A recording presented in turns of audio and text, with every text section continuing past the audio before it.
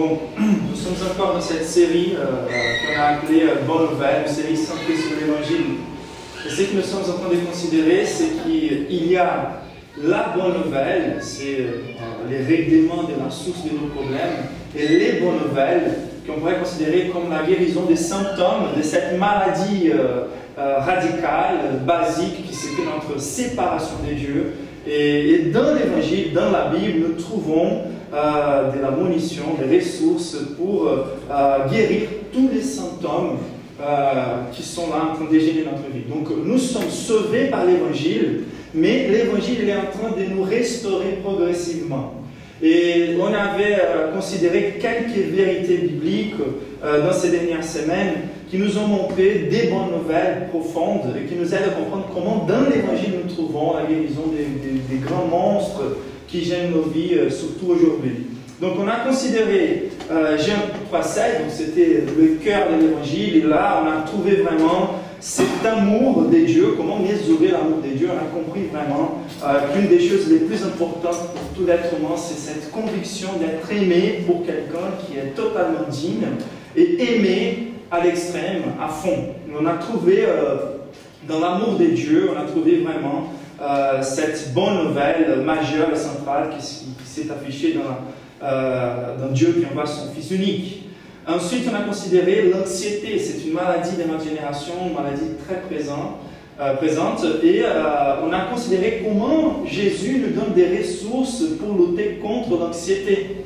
Et donc, c'était très intéressant aussi, très puissant de considérer les textes qu'on a considérés. Ensuite, on a traité la notion de l'identité. On a considéré comment on peut être délivré des crises d'identité très présentes aussi, et aussi racines de plusieurs dépressions, de plusieurs vies, de plusieurs personnes. Et même, quelque part, les chrétiens sont très perdus par rapport à leur identité, et on a compris quelle est l'identité du croyant et comment mesurer une identité qui soit forte. Donc je vous encourage à revenir sur ces sujets, sur ces thèmes, sur ces prédications. Et aujourd'hui, une autre chose qui touche aussi un peu les plus grandes manières dont notre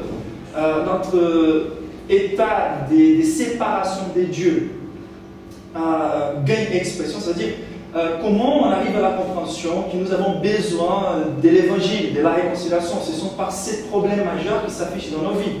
Donc les crises d'identité, l'anxiété, la manque d'un amour parfait.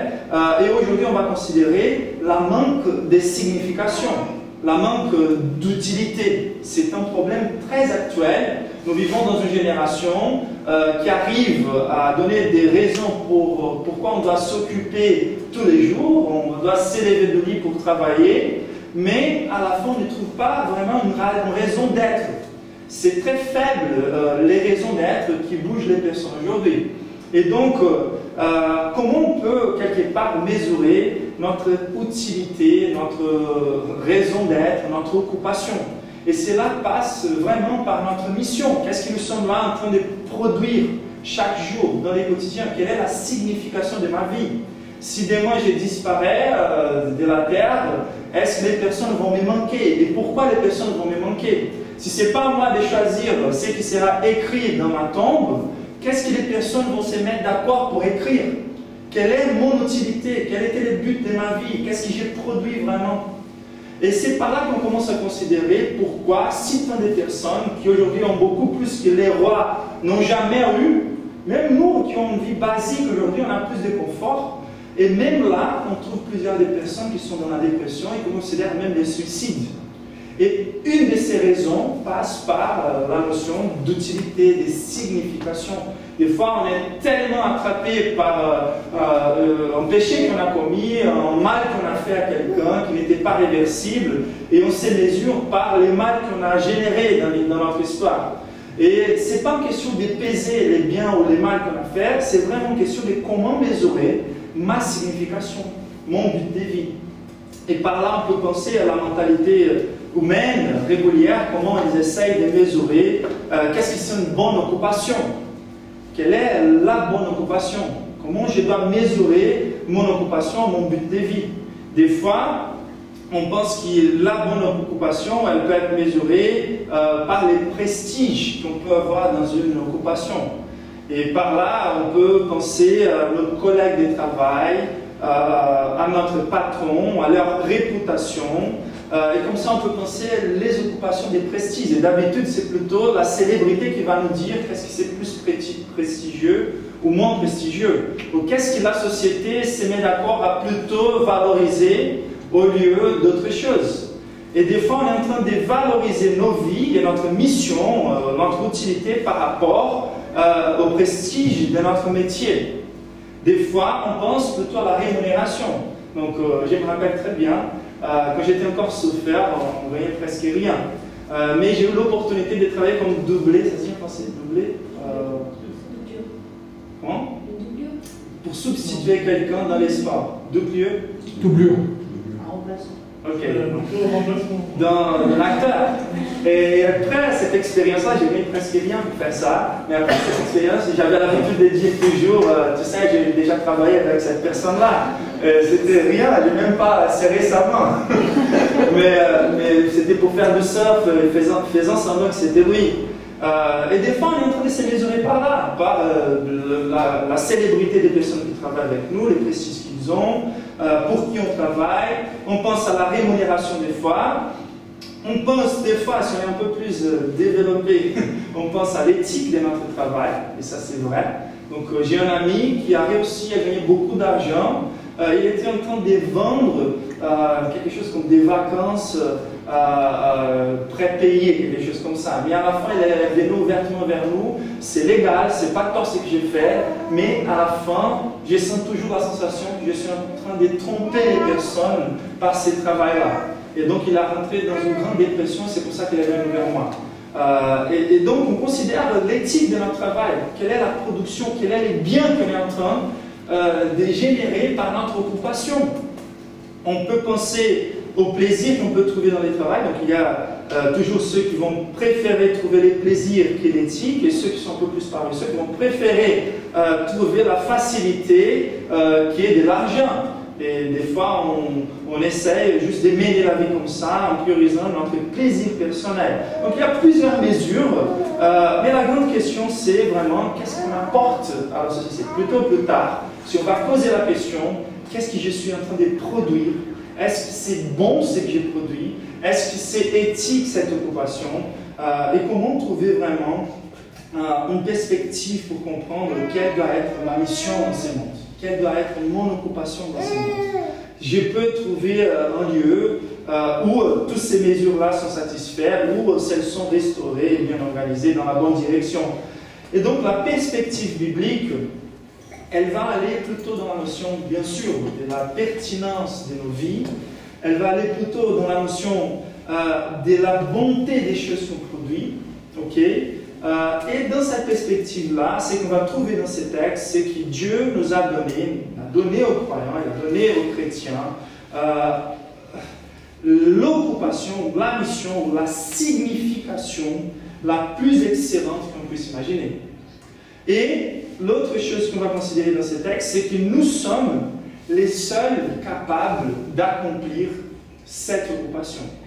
Donc, des fois, on va donner la valeur à une occupation quand on considère que c'est unique, c'est quelque chose que personne n'a fait. Mais c'est très intéressant que, au-delà d'être unique, la tâche que Dieu nous a donnée, elle est excellente en soi-même. Et donc, c'est par là qu'on va considérer la vérité centrale de ces textes, c'est que Dieu a transformé son peuple, okay? Il a séparé des êtres humains normales, qui avaient les mêmes faiblesses que tous les autres êtres humains, et qui ont encore, mais il les a transformés dans leur nature. Et il les a transformés dans leur nature pour qu'ils aient un effet, une utilité, un but d'exister. Et donc, Dieu a transformé son peuple pour accomplir un but excellent et unique. C'est ça la grande vérité de ces textes. Et les deux questions clés qu'on va poser à ces textes, c'est pourquoi il s'agit de la plus excellente des occupations, okay, et comment participer, comment pratiquer, comment réaliser cette occupation ou cette mission. Okay. Donc, pourquoi il s'agit de la plus excellente des occupations? Il suffit juste de regarder les contextes. Donc je vais vous rappeler très bien, Jésus maintenant, il vient de monter sur une montagne, et il commence à donner son plus grand enseignement, les sermons sur la montagne. Et la première chose qu'il va faire, c'est de décrire les caractères du croyant. Ce ne sont pas des conditions pour conquérir le salut, ce ne sont pas des vertus que les croyants possèdent en eux-mêmes, c'est juste la description de Jésus, de qu'est-ce qu'il a fait, des transformations dans la vie de ces personnes. Ils ont reçu de la partie de Dieu un caractère spirituel, un caractère différent. Ils ont reçu par la réconciliation avec Dieu au travers de Christ, ils ont reçu le Saint-Esprit avec ses fruits et une transformation de caractère. Et Jésus commence à décrire. Et on va voir que chaque attribut de ces caractères est enraciné dans les caractères de Christ lui-même. Et à partir du moment où il finit de décrire les caractères du croyant, il commence à dire pourquoi Dieu nous a transformés de telle manière. Quel est le but de Dieu avec cette transformation? Et cette idée-là qu'on trouve plutôt, et très souvent dernièrement dans les églises, on a été transformé pour Dieu et il faut juste attendre que Jésus revienne ou attendre la gloire et être complètement séparé du monde, c'est complètement différent de la finalité que Dieu lui-même avait quand il a choisi de nous transformer. Donc la finalité du croyant, elle a tout à voir avec sa relation ici, aujourd'hui et maintenant dans ce monde. C'est très intéressant. Nos attentes, notre caractère doivent participer d'une culture d'au-delà, surnaturelle, mais elle doit être affichée ici et maintenant. Nous sommes les sel de la terre, nous sommes la lumière du monde. Donc l'utilité que Dieu a pour nous, elle est totalement liée à ce qu'on fait dans cette terre, à ce qu'on fait dans ce monde. Donc pourquoi il s'agit de la plus excellente des occupations? Car c'est une excellente occupation pour aujourd'hui. C'est une occupation qui doit être développée ici, dans cette terre, dans cette planète. C'est quelque chose de concret qui doit faire partie de nous. C'est la meilleure, c'est les meilleurs des patrons, si on peut considérer comme ça. Donc les caractères de Dieu lui-même nous assurent les prestiges de celui qui nous a enrôlés pour cette mission. C'est la meilleure des rémunérations. On va considérer quel est le fruit qu'on va produire et quelle est la rémunération qu'on va trouver. Donc il s'agit vraiment de devenir ceux qui vont empêcher la putréfaction du monde. Ce sont ceux qui vont donner de la lumière à ceux qui sont dans les ténèbres. Et nous allons devenir quelque part la référence des peuples. Nous sommes comme une ville sur une autre montagne. Donc, la meilleure des rémunérations, ce sont les meilleures des compagnies, c'est la plus assurée des entreprises. Donc, celui qui nous a enrôlés, il nous a assuré les succès de cette tâche. Il n'y a aucune autre tâche qu'on puisse s'occuper dans cette vie, qu'on puisse avoir l'assurance des succès. Mais cette entreprise, elle est quelque part une aventure aussi. Donc on va trouver des obstacles, on va trouver les besoins des renoncements, mais c'est garanti. C'est Dieu lui-même qui nous a enrôlés et il nous a dit toute autorité m'a été donnée sur ciel et terre. Sur terre et ciel. Allez donc, faites les disciples de toutes les nations et j'essaierai avec vous. Donc sa compagnie et son autorité sont promises sur cette occupation. C'est garanti le succès. C'est donc la plus assurée car elle ne dépend d'aucune autre chose qui est la capacité de glorifier Dieu et d'afficher la gloire de Dieu. Donc, même si les occupations humaines entre les hommes sont méprisées, les croyants, ils peuvent être sans emploi, mais jamais sans travail, jamais sans occupation. Car notre occupation, elle est toujours d'afficher la gloire de Dieu. Et on peut afficher la gloire de Dieu, soit quand nous sommes plongés dans nos faiblesses, soit quand nous sommes très forts selon le monde, soit quand nous sommes riches, soit quand nous sommes pauvres. Donc il n'y a pas de circonstances qui puissent empêcher le succès de cette mission. Amen. Et la dignité de ce travail, elle est mesurée vraiment par celui qui nous a enrôlés et par la tâche en soi-même. C'est la meilleure des missions, c'est la plus digne des missions. c'est de faire des esclaves du péché, de la mort, de la putréfaction, avoir une remontée tellement énorme qu'ils vont devenir les médecins des âmes. Ils vont devenir la lumière du monde. Et donc, l'effet aussi qu'elle servi qui nous aide à comprendre l'excellence de cette occupation. Je vais laisser là la notion de l'excellence de cette occupation, car quand on va considérer comment on doit la réaliser, on va voir davantage combien excellente elle est. Ok? Je voulais juste poser cette question pour la transition. Quels sont les plus grands biens que vous pensez que l'Église puisse apporter à ceux qui sont dans le monde, à ceux qui sont dehors? Quels sont les plus grands biens? Cette discussion elle est très actuelle et très pertinente. Il y a plusieurs personnes qui la tâche de l'Église doit être juste de prêter l'aide sociale à la société. Il y a plusieurs qui pensent que l'Église doit être juste en train de prêter quelque part une aide à l'estime de soi aux personnes, avec des paramètres que le monde pense que c'est par là qu'il faut faire. Donc il faut rendre les personnes désstressées, les sortir de la culpabilité, rendre les personnes plus riches, etc. Ou juste les prêter de l'aide sociale. Donc, bien sûr, nous sommes en train de considérer que l'Évangile est capable de régler plusieurs problèmes de nos vies. Mais il y a une tâche unique que personne ne peut faire. Juste l'Église. Et c'est prêcher le plus grand bien que nous pouvons prêter à l'humanité, c'est de promouvoir la réconciliation de l'humanité avec Dieu. C'est qu'un jour les personnes puissent regarder notre vie, écouter nos paroles et qu'ils se réconcilient avec Dieu. Qu'ils puissent voir notre belle manière de vivre et glorifier notre Père qui est au ciel. Il n'y a pas un autre but qui soit plus élevé que celui-là. Il n'y a pas une autre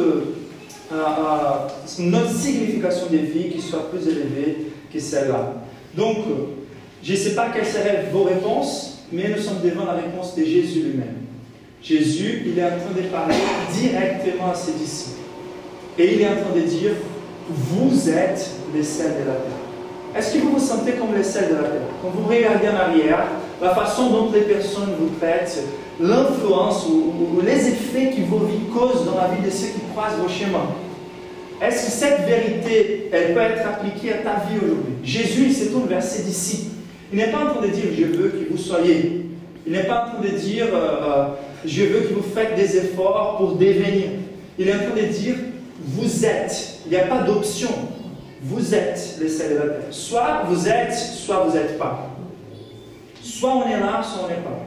Ok? Et à nouveau, quand on est en train de considérer les exhortations bibliques, il faut qu'on soit toujours avec un cœur ouvert pour l'opportunité que Dieu nous donne aujourd'hui pour la restauration, pour qu'on se met là dedans. Donc vous êtes les sels de la terre, vous êtes la lumière du monde. Donc la signification d'un croyant, elle est tellement unique et contrastante quelque part que c'est comme si on était la lumière pour ceux qui sont dans les ténèbres.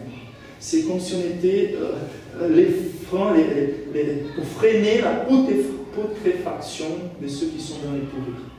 C'est ça l'utilité du croyant, l'essence de vie, le but de vie du croyant. Et c'est ça la vie de Jésus par rapport aux croyants. Donc, la deuxième grande question, c'est celle-là. Comment participer de cette tâche, de cette occupation? Et voilà qu'on va considérer quelques réponses. Donc la première réponse, comment participer de cette mission? C'est déjà avec un sens de finalité.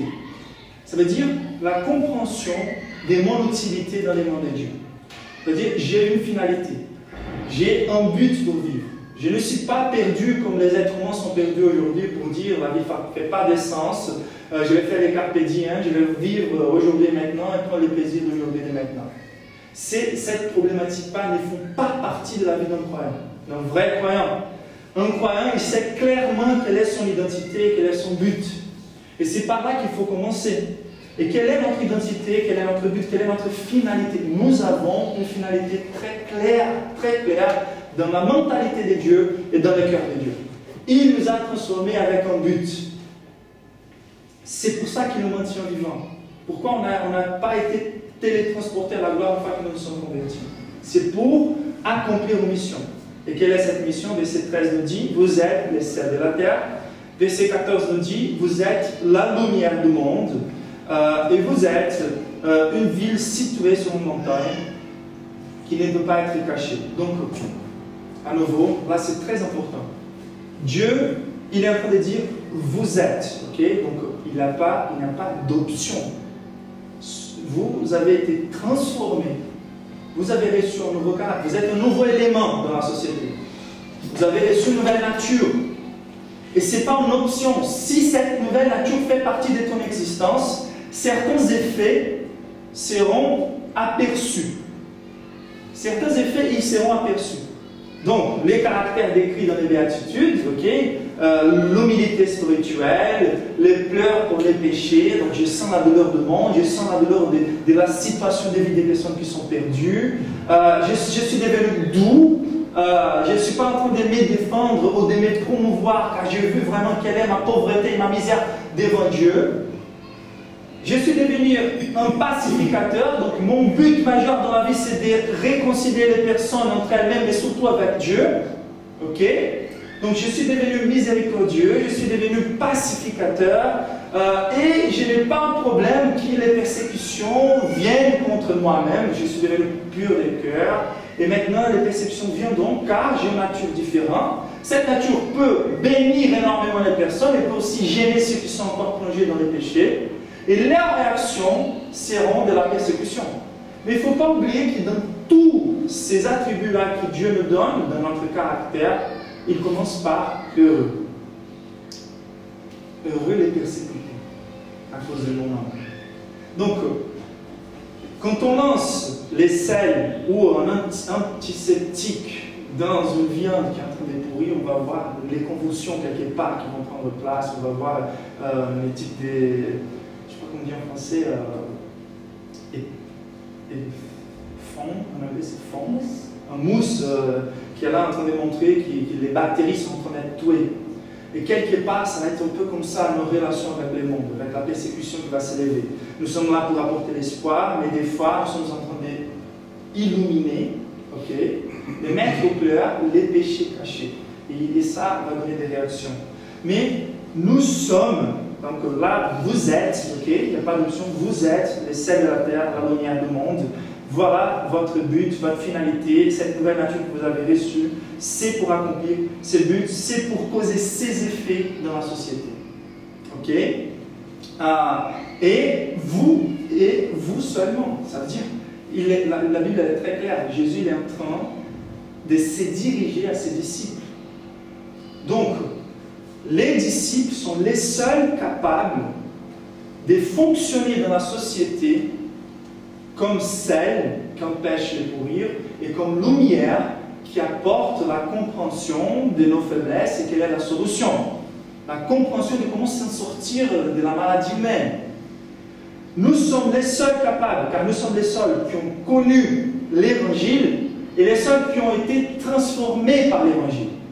Nous n'avons pas la capacité d'empêcher la putréfaction de nous-mêmes. Cette capacité, c'est la nature de Dieu en nous, c'est Dieu qui vit en nous.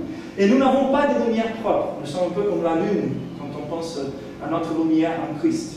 Donc ce sont des qualités dérivées de Dieu, mais ce sont des évidences de la vie de Dieu en nous. Si Dieu vit en moi, l'effet que je vais causer dans la société sont ces effets-là. Et donc, nous seulement sommes capables d'apporter ces biens à la communauté. Et il faut que soit quelqu'un, et c'est ça la grande tromperie par rapport à ces textes-là, on va écouter plusieurs prédicateurs qui vont forcer les personnes à s'adapter à cette réalité. Mais c'est impossible de vivre ces types de vie si nous ne sommes pas des croyants. L'Évangile ne prêche jamais la moralité. Moïse, il a monté sur une montagne, il a donné une loi au peuple. Cette loi-là, c'était les chemins de la restauration. Cette loi n'était pas un moyen pour qu'il se sauve. Dieu opère un salut unilatéral et toute seule dans la vie de peuple juif quand ils étaient esclaves en Égypte. Il ouvre la mer Rouge, il enlève les personnes là-dedans, et une fois qu'ils ont été séparés pour Dieu, ils reçoivent des dieux, non seulement la capacité d'obéir, mais une loi pour les guider à obéir. Et là, c'est l'Ancien Testament encore, qui va bien sûr afficher les besoins de Christ. Pourquoi nous sommes incapables d'accomplir cette loi? Et maintenant, nous sommes avec Jésus, qui va réaffirmer la loi de Moïse et donner une nouvelle signification à la loi de Moïse. C'est Jésus qui a fait unilatéralement, quelque part, les saluts de ses disciples, et qui maintenant aide ses disciples à comprendre quelle est leur nature et leur signification, leur but d'exister aujourd'hui. Et donc, les croyants, ils ont reçu de Dieu une nouvelle nature, et de vivre ces effets-là, c'est quelque part très naturel et très organique. C'est plutôt une notion de prendre conscience de ma nouvelle identité en Christ, que de faire des efforts pour accomplir ses commandements. Donc vous êtes avec moi, c'est la grâce qui nous a sauvés. Et ce n'est pas la grâce que nous avons la capacité d'avoir cette nouvelle nature. Mais cette grâce n'est pas juste une grâce qui nous sauve, c'est une grâce qui nous purifie. Et quand elle nous purifie, ça a des effets. C'est pour ça que c'est très important de considérer la deuxième manière d'accomplir ce but. Donc la première manière, c'est avec la notion de finalité. Dieu m'a transformé pour que je cause certains effets dans la société. Et la deuxième chose, c'est que Dieu veut que je sois en train de développer ou de pratiquer cette mission avec sens de responsabilité. Voilà, tellement intéressant. Vous êtes les sels de la terre, mais si le sel perd sa saveur, avec quoi la lui rendra-t-on? Il ne sert plus qu'à être jeté en dehors et piétiné par les hommes. Je ne sais pas si vous avez déjà rencontré quelqu'un qui a connu le Seigneur et qui a eu quelque part un bon témoignage, mais qui après il a perdu sa saveur. Sa vie n'a plus d'effet dans sa relation avec les non-croyants.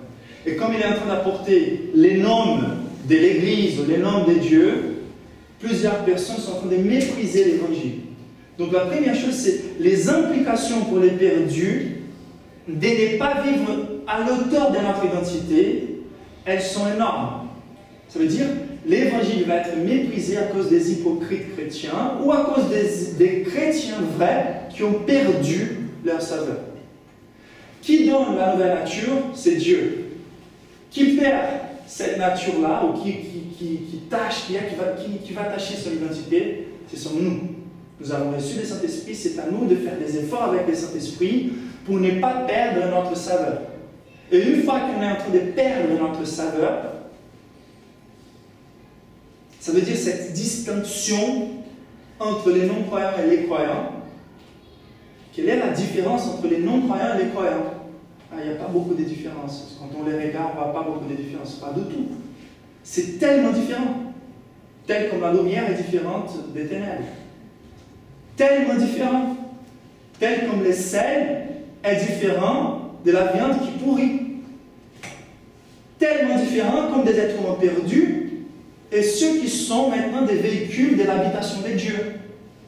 La présence de Dieu en nous nous change, nous sanctifie. C'est pour ça que la Bible dit l'Esprit Saint. On a le Père, le Fils et le Saint-Esprit.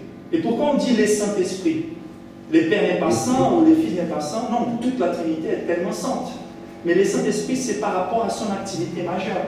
Et l'activité majeure du Saint-Esprit dans nos vies, c'est de nous sanctifier. Donc il y a des implications pour les perdus quand on ne vit pas à l'auteur de notre identité. C'est comme si on était en train de cacher la guérison d'un cancer. Et beaucoup plus que ça.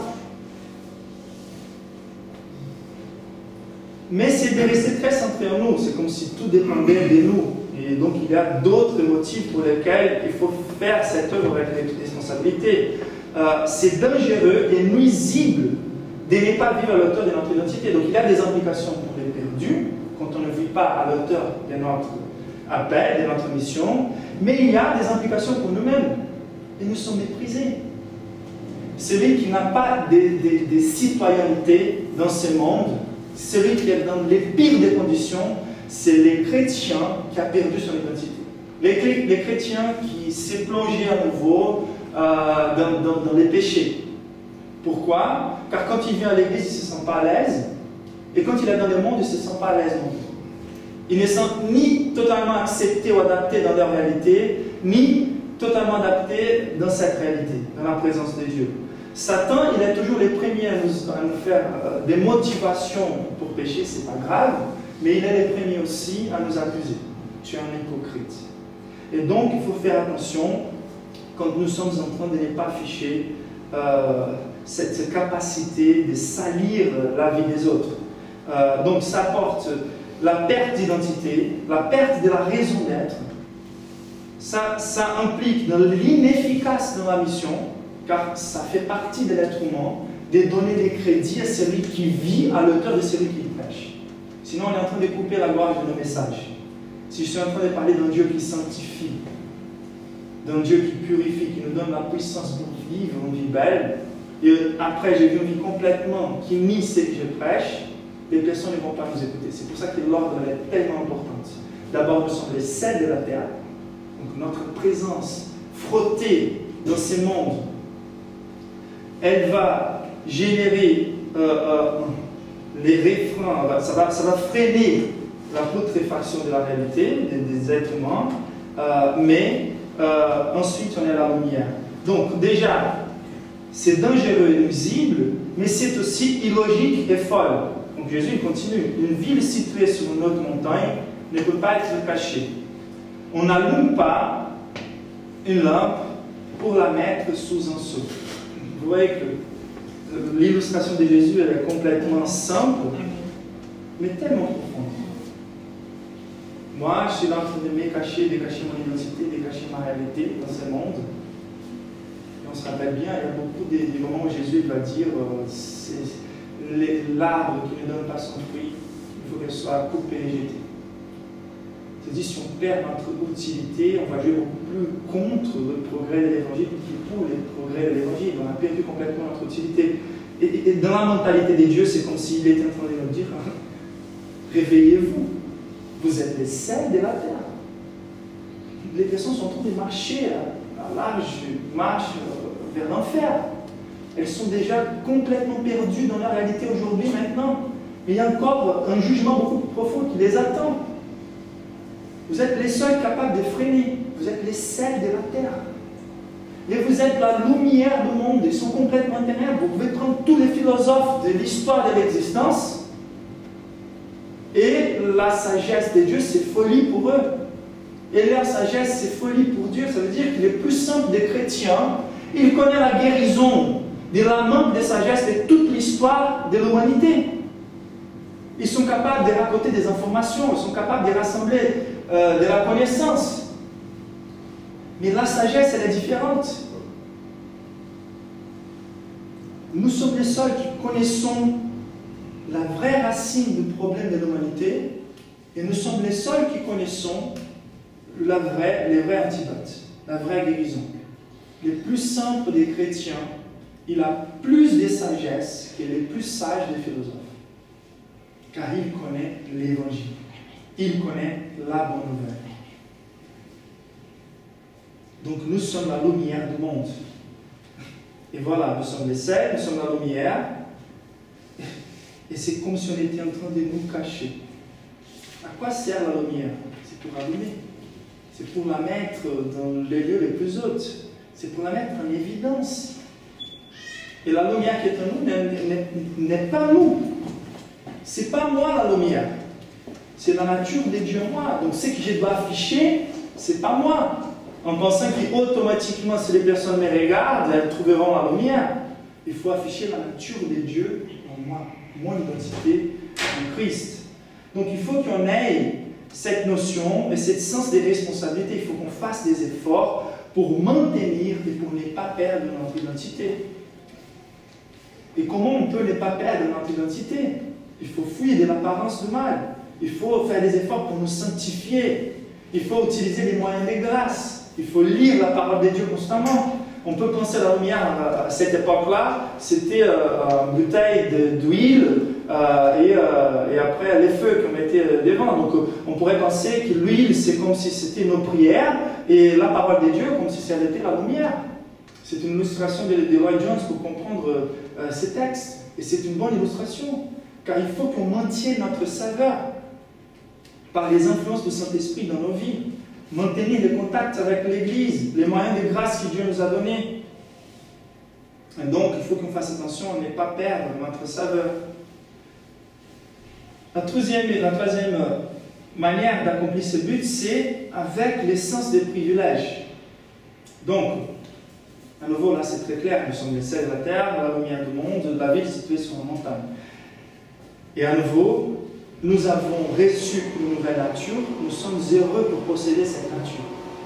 Nous avons reçu cette mission et nous sommes heureux de posséder cette mission. Mais de quoi s'agit cette mission dans la pratique? Est-ce que vous avez eu déjà cette expérience? Vous arrivez dans un endroit et les personnes sont en train de parler des choses immorales, par exemple.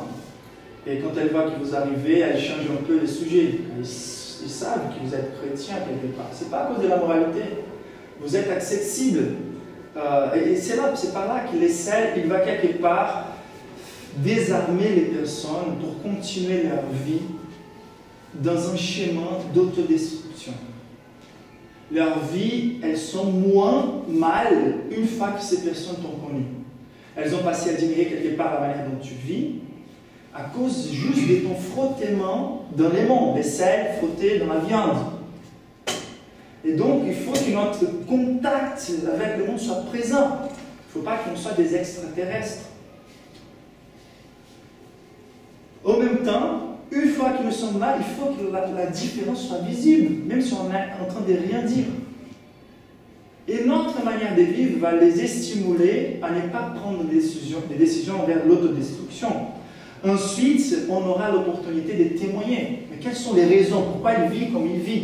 Qu'est-ce qu'il y a derrière cette capacité de résister aux tentations, cette capacité de vivre une vie si belle, cette capacité de s'éloigner du mal, d'où il a cette capacité, même dans des situations très difficiles, où d'autres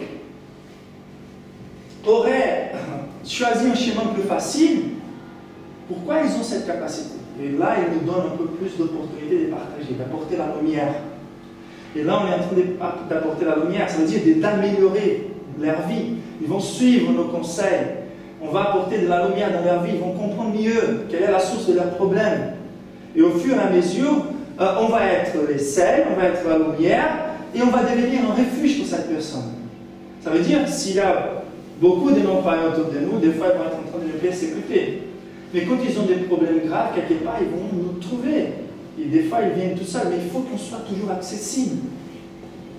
Les croyants, ils savent que les biens qu'ils peuvent porter n'est pas de lui-même, et c'est pour ça qu'il n'est pas très gêné si les personnes sont en train de les persécuter. Son plus grand but, c'est leur bien. Et ils comprennent quelque part que si ce n'était pas la nature de Dieu en moi, je serais en train de persécuter les croyants, comme un jour j'étais en train de persécuter les croyants. Et donc, nous, on est tranquille à l'attente du moment où ils vont nous regarder comme un refuge, comme une ville située sur notre montagne. Donc, par exemple, on ne peut pas avoir un agenda dans une église qui soit tellement rempli qu'on n'ait pas le temps de développer des vraies relations avec les non-croyants, de ne pas être accessible aux non-croyants. Notre but n'est pas que de prêcher aux non-croyants, c'est d'être là, accessible et visible. Et donc, on va devenir un refuge, mais les plus grands biens qu'on attend pouvoir les apporter, c'est la réconciliation avec Dieu. Ils ont écouté nos conseils, ils voient en nous un refuge, ils ont un peu freiné la méchanceté qu'ils étaient en train de pratiquer, ils commencent à s'habituer avec la notion, la pertinence de l'évangile dans nos vies, et un beau jour, ils vont arriver à la conclusion, leur Dieu est grand. On va louer ces dieux-là avec eux pour qu'ils voient vos bonnes œuvres, votre manière de vivre, et ils vont glorifier votre Père céleste. Ça, c'est très très intéressant. Cette semaine, j'ai été très guetté par Dieu avec des messages que j'ai reçus. Et j'ai reçu quelques messages. Dans ces derniers mois, j'ai reçu un message, et dans cette semaine, j'ai reçu 2 messages. Il n'y a pas une autre chose qui puisse générer plus de joie dans mon cœur quand je vois quelqu'un qui s'est réconcilié avec Dieu. Ça veut dire, c'est la plus grande remontée qu'on puisse imaginer. Il est en train de s'auto-détruire comme moi et j'ai été un jour. Après, il commence à améliorer quelque part sa vie. Après, il arrive à la conclusion que Dieu est vraiment le Dieu de salut, et après, il devient lumière comme moi. Et donc, il y avait une femme au Brésil qui était avec un cancer, et j'ai essayé de faire plusieurs choses pour que des médicaments arrivent à elle. Et après un an de traitement, elle arrive à me dire, j'étais guérie, on était ici en prière, on a beaucoup prié pour elle dans les réunions de prière, etc. Donc elle était guérie d'un cancer. C'était spectaculaire ce que Dieu a fait. Mais mon cœur, il était dans la joie, mais pas complètement dans la joie. Et j'ai continué à prier pour elle quelque part. Et j'ai eu l'opportunité de partager quelque part avec elle. Mais après un an, et même plus qu'un an, c'était juste cette année-là que j'ai reçu le message qu'elle me dit, merci à toi, pas que pour ton aide par rapport à ma maladie, mais surtout par les sémences de l'évangile, car je viens de me convertir, il n'y a pas plus grand Dieu que celle-là. Et dans cette semaine aussi, j'ai reçu 2 autres messages. Donc vous voyez, donc, il y a un bien qu'on peut apporter juste pour empêcher la putréfaction, un bien qu'on peut donner social quelque part, mais il y a des plus grands biens, c'est cette réconciliation avec Dieu. Et dans cette semaine, 2 amis qui étaient les amis de surf, que j'ai lancé la semaine très longtemps avant, je viens de recevoir des nouvelles de ces 2 personnes. Une personne a envoyé un message et l'autre a vu ça et il a confirmé, il a dit la même chose quelque part. Et je n'étais pas au courant. On n'est pas au courant.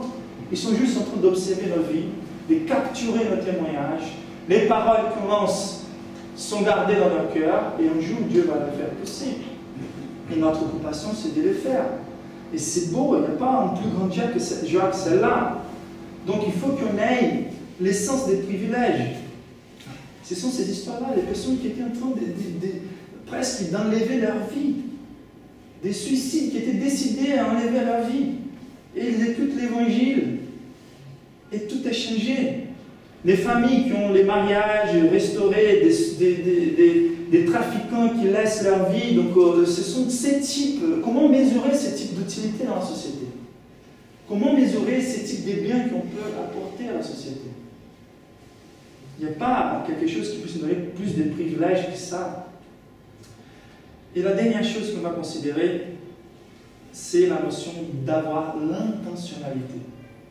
Ça veut dire, les textes, il nous dit, les sels, donc il doit être présent, doit être frotté dans ces mondes. Donc il faut que nos vies ne soient pas enclôturées dans l'ambiance religieuse. L'Église ne doit pas être qu'attractionnelle. Je ne sais pas si c'est un mot, je vais le faire un mot. Il ne faut pas qu'on soit qu'attractif dans notre mentalité d'être chrétien. Donc le but des chrétiens n'est pas juste de prendre des personnes dehors et mettre dans ces cultes-là. Ça c'est une partie, ça c'est bien. Je fais des grandes choses dans un culte. Je peux faire des grandes choses dans le culte, surtout à travers une prédication. Mais nous sommes là pour les quotidiens. Il n'est pas en train de dire vous êtes une formule magique spectaculaire. Vous êtes là pour opérer des miracles, comme ça les personnes vont se convertir. Ça peut faire partie. Mais ce qu'il est en train de dire, ce sont des choses du quotidien. Vous avez reçu un caractère. Et vous allez vivre ces caractères. C'est comme Jean-Baptiste, il a dit, ceux qui dérobaient, qui ne dérobent plus, si vous avez 2 tuniques, vous donnez une, c'est par là qu'on est en train de vivre la vie que Dieu vit. Par des pratiques constantes et dans chaque jour. Par une relation intentionnelle. Donc on a une lumière, il faut qu'on soit évidente, il faut qu'on soit accessible. Il faut qu'on soit là pour les perdus. Si vous avez l'opportunité de commencer un ministère, des fois, ça fait plus d'effet de rentrer dans une relation profonde et réelle avec un non-croyant qui de commencer une espèce de club dans l'église. Il faut qu'on grandisse ensemble, toujours. Il faut qu'on soit à chaque fois plus préparé. Mais surtout pour notre génération, il faut qu'on puisse sortir avec la conviction. L'église, elle a commencé avec les ministères laïques. Il y a eu toujours les rassemblements, les dimanches, des croyants. Mais pendant la semaine, ils se rassemblaient dans leur maison et ils touchaient à leur voisinage, leur métier de travail. C'est là où nous sommes des missionnaires. Tous les autres buts de nos vies doivent être soumis à ces buts-là. Il faut qu'on soit... Il y a 2 modes d'opération des croyants aujourd'hui. Soit on devient une boule, et les personnes n'ont pas accès à nos vies personnelles, mais il n'y a pas ça dans la vie. Nous avons une vie publique, c'est clair dans ce texte. Et donc, on devient une bulle où nous pensons qu'il faut être toujours là, très caché, en attendant un moment où on peut juste lancer « Jésus t'aime » et on s'enfuit. Et on espère que le Jésus t'aime va complètement changer la vie de cette personne. Et l'autre partie, elle est là toujours en train d'avoir une relation très puissante, très, très proche des non-croyants, mais ils cachent leur identité. Ils ne disent pas quelle est leur foi, ils veulent juste être acceptés par les non-croyants. Et les deux situations sont complètement mauvaises. Il faut qu'on soit différent, complètement différent, tellement différent comme le sel de la viande qui est dans les pourrir, et tellement différent comme la lumière est des ténèbres. Mais il faut que quelque part on soit loin. C'est la nature de Dieu qui est en nous. Nous ne sommes pas l'origine de cette force. Et les personnes doivent nous voir, pas que comme lumière et sel par rapport à nos contrastes, mais comme un refuge, comme quelque chose d'accessible, comme une ville au-dessus d'une montagne. C'est par la grâce. Il ne faut pas être orgueilleux de notre capacité d'obéir. Ça, c'est du pharisaïsme, c'est de l'égalisme.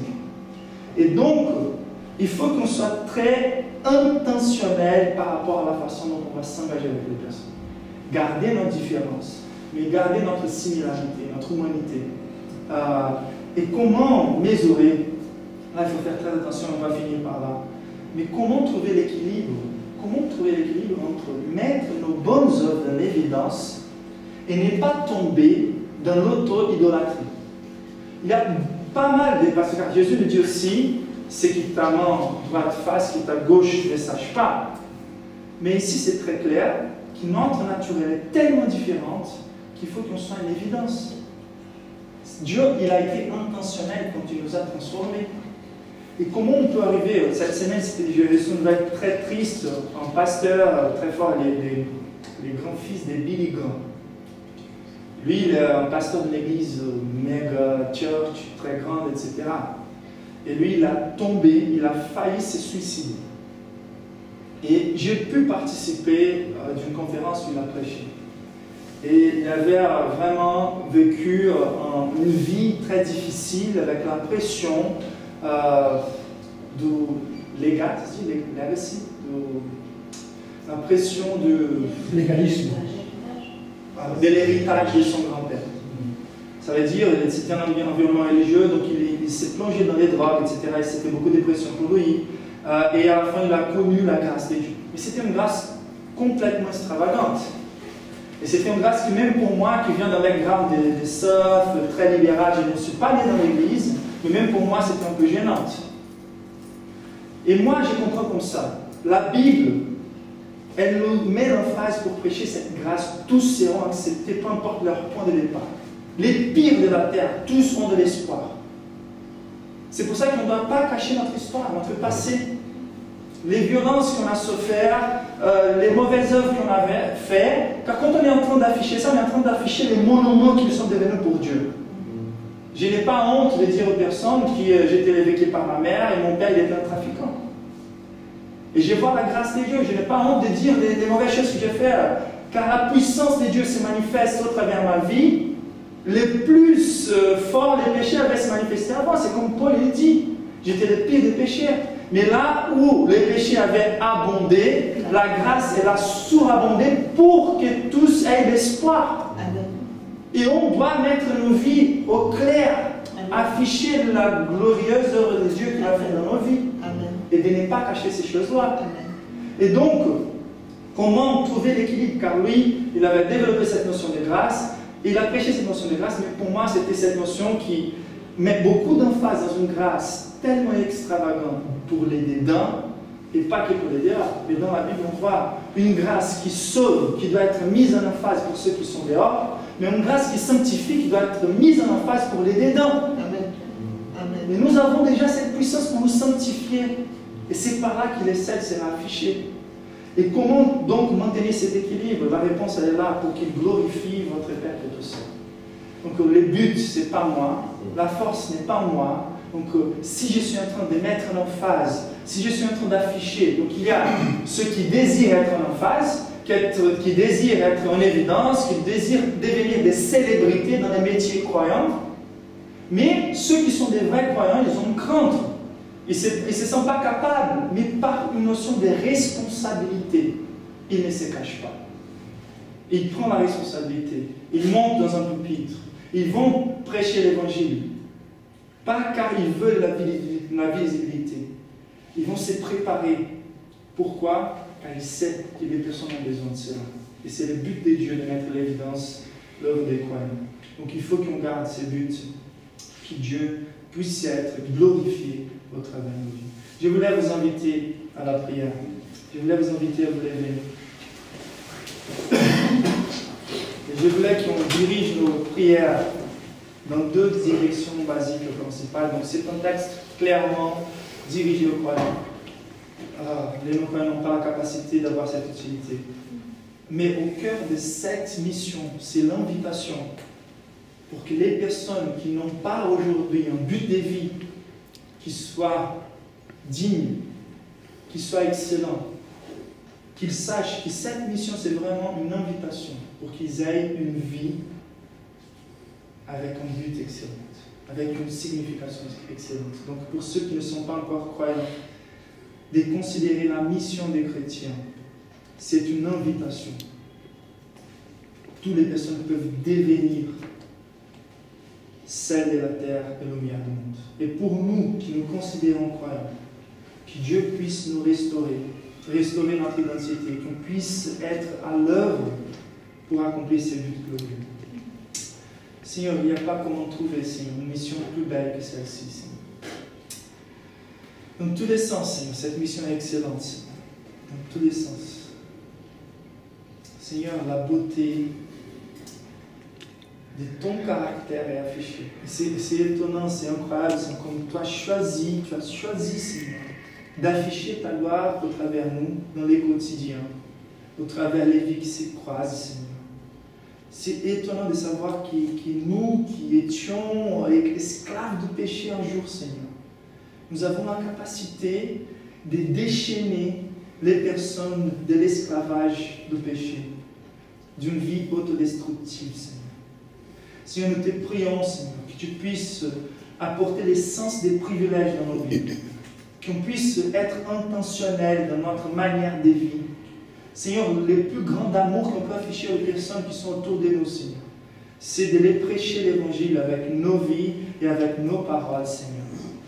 Seigneur, je te prie au nom de Jésus, Seigneur, que cette mentalité fasse partie de chaque personne de notre Église, de la communauté Bonne Nouvelle.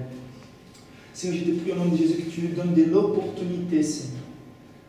De l'opportunité pour fortifier notre caractère en toi et de ne pas avoir peur d'afficher ta nature en nous. Car notre désir, Seigneur, c'est de voir les personnes qui puissent, Seigneur, devenir des lumières elles-mêmes, Seigneur. Car elles ont vu notre belle manière de vivre. Et ils ont vu ta gloire au travers de nos vies. Délivre-nous, Seigneur, de toute la tentation de mettre nos œuvres en évidence pour qu'il soit nous qui soient en évidence. Mais délivre-nous aussi de la lâcheté, Seigneur, de vouloir nous cacher et nous accommoder dans un style de vie très médiocre et très mélangé avec ceux qui ne te connaissent pas, Seigneur. Que nos vies parlent très hautes et que nos paroles parlent encore plus hautes que nos vies. Et que tu reçois, Seigneur, toute la gloire, car tu as fait de nous des grands monuments de ta grâce. Tu as fait de nous des grandes puissances dans ces mondes. Et nous te louons et te remercions pour cela. Au nom de Jésus.